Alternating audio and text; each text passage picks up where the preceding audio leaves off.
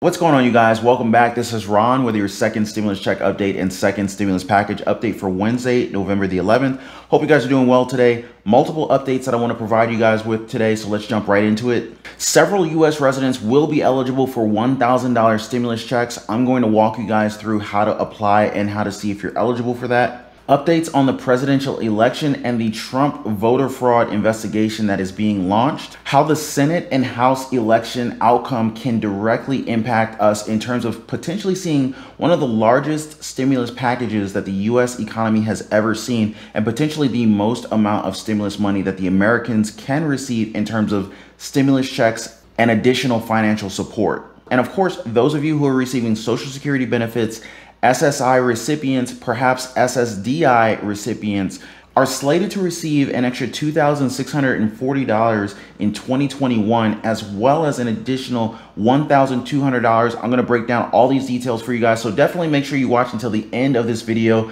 because you don't want to miss any of this critical information that I'll be sharing with you guys. And of course, those of you guys who are brand new to the channel, my name is Ron. We cover all things personal finance, investing, and of course, stimulus checks and stimulus package updates. So if you're interested in any of that, be sure to subscribe to the channel and tap the notification bell so that you know as soon as I release new videos and content. And it does take me a while to put these videos together, so show me some love and go ahead and tap that like button for me. I really appreciate that, you guys. And of course, be sure to check out the Financial Freedom Program down below, link in the description. I'm sharing all of my credit hacks and all of my investment secrets in this video.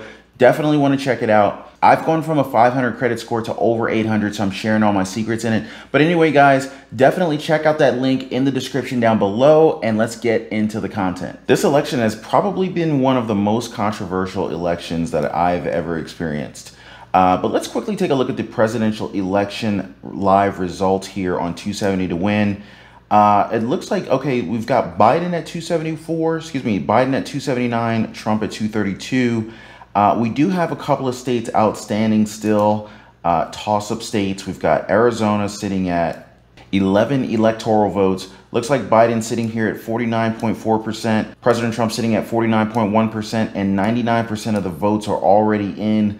So this looks like it's definitely going to be a wrap for President Trump on this one. And let's quickly take a look at Georgia. Georgia sitting at 16 electoral votes. Candidate Joe Biden has received 49.5% of the votes, and President Trump has received 49.2% of the votes.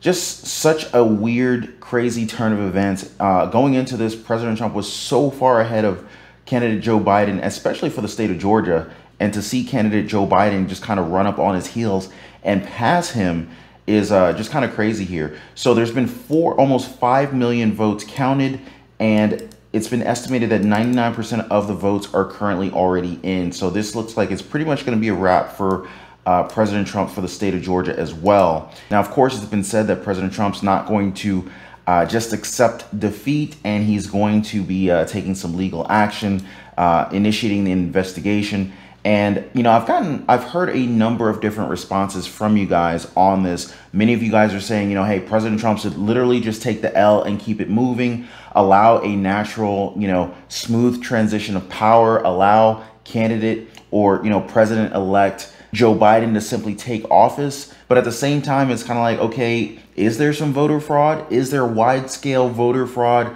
I mean, you know, maybe an investigation is in order. I would love to know from you guys. Do you guys think that an investigation should be in order, you know, with regard to potential voter fraud that may have actually thrown the election results off? You know, I would love to hear from you guys down in the comments. Now, of course, President Trump has gotten lots of pushback, and many people are saying that he's simply stalling, including the GOP Massachusetts governor. He's saying that it's unacceptable for Trump to stall the transition process. In fact, Massachusetts Governor Charlie Baker, a frequent GOP critic of President Trump, says it's wildly inappropriate for the administration to stonewall President-elect Joe Biden on the transition of power following last week's election. He went on to say that the latest move to employ the Department of Justice in all of this is so wildly inappropriate and stalling an orderly transition process, especially at a time like this, is equally unacceptable. Now, Charlie Baker said this on Tuesday after Attorney General William Barr authorized the Justice Department to probe any substantial allegations of voter fraud, despite no evidence of widespread wrongdoing having been presented. He said, "I can't think of a worse time to stall a transition than amid a deadly pandemic that the federal government continues to own primary responsibility for responding to." Baker also said that if the Trump campaign has legitimate legal challenges to the voting process, they should bring them to court. But according to Baker, "I'm aware of no legitimate claims of wrongdoing anywhere near the scale of what it would take to change the outcome, and there's no credible third-party entity that has verified the president's claims in any way." And so basically what Massachusetts Governor Charlie Baker is saying is that even if there is some voter fraud, there's definitely not enough voter fraud that would ultimately be able to change the outcome of the presidential election. Now, Joe Biden is being referred to as president-elect, and many of you guys have commented in previous videos suggesting that I shouldn't refer to Joe Biden as president-elect. But I would love to hear from you guys. Why do you believe that Joe Biden should not be referenced as president-elect?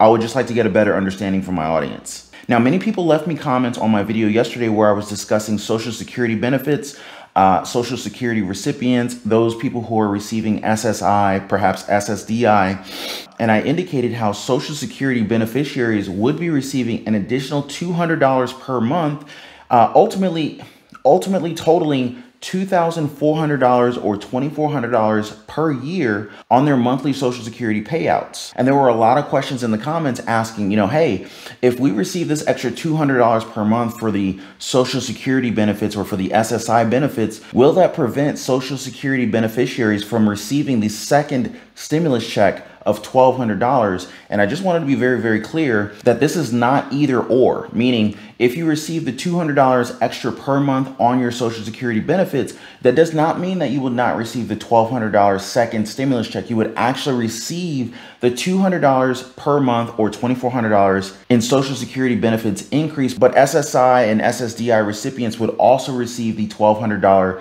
second stimulus check. So I just wanted to make sure that I was very clear on that one. And so ultimately, once the second stimulus check passes, you would be looking at $1,200 plus the additional $2,400 in additional Social Security benefits. Now, in addition to that really good news about Social Security benefits, SSI, SSDI benefits, the Social Security cost of living adjustment will also be kicking in 2021.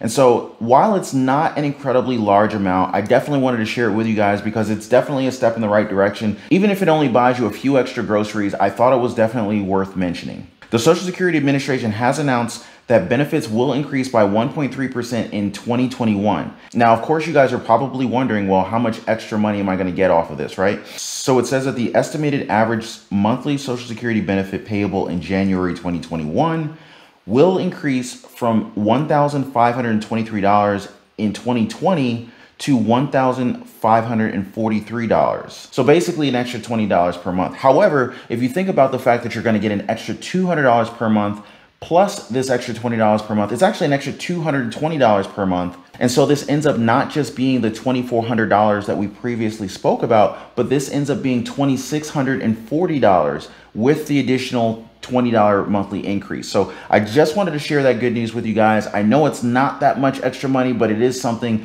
and it is more than what you were previously getting. Now, assuming that President-elect Joe Biden actually takes office come January 2021, that would leave us with a Democratic president. Now, it looks like, according to the 2020 Senate election live results, we may actually have a Republican-led Senate once again. And if you remember, just yesterday, we were sitting at 48 votes for Democrats and 48 votes for Republicans.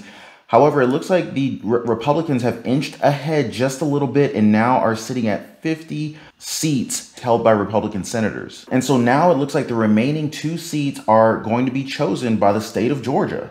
And this is an incredibly close race. I mean, if you look here, you've got David Perdue sitting at 49.7%, and you've got Jon Ossoff sitting at 48%. Now, ordinarily, sitting at 49.7%, David Perdue would likely be elected as the winner during this election. However, Georgia's rules are slightly different, and that the candidate has to receive at least 50% of the votes to be able to be declared a winner. And so the results may actually be delayed before we actually know for sure who's the winner on this election here. Now, also down below, we've got Raphael Warnock and we've got Kelly Loeffler.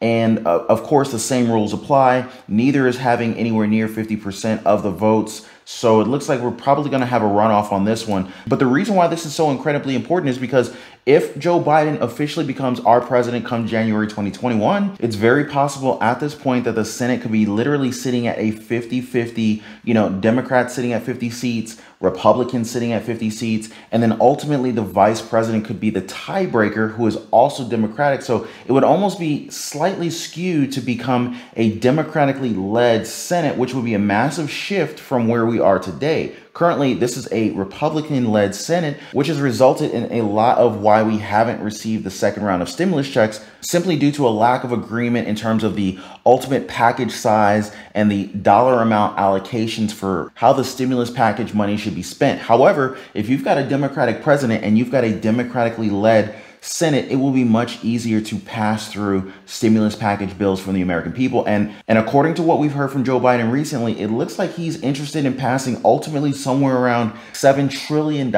in stimulus. And so if that were to happen, that would be the largest stimulus package ever passed through Congress in U.S. history. Now, of course, it's not just the president and the Senate that would ultimately make the decisions in terms of stimulus being passed. We also have to make sure that the House signs off on it. Now, of course, currently in 2020, the House of Representatives is primarily led by Democratic members. However, let's look at the election results as of now. So right now, it looks like the Democrats are sitting at 218 seats and the Republicans are sitting at 202 seats.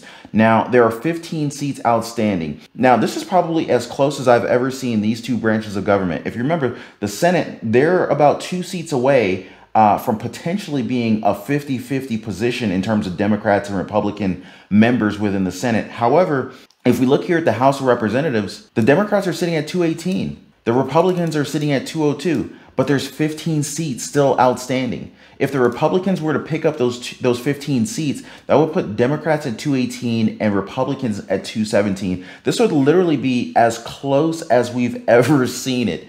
But anyway, but of course, there's no guarantees. Now, if these 15 seats go to the Democrats, then if we have a Democratic president, a democratically led House of Representatives, and potentially a democratically led Senate, we could potentially see one of the largest stimulus packages passed in United States history. And so I'm definitely going to keep a close watch on how this unfolds in terms of the elections for the House and for the Senate, because this is incredibly crucial information.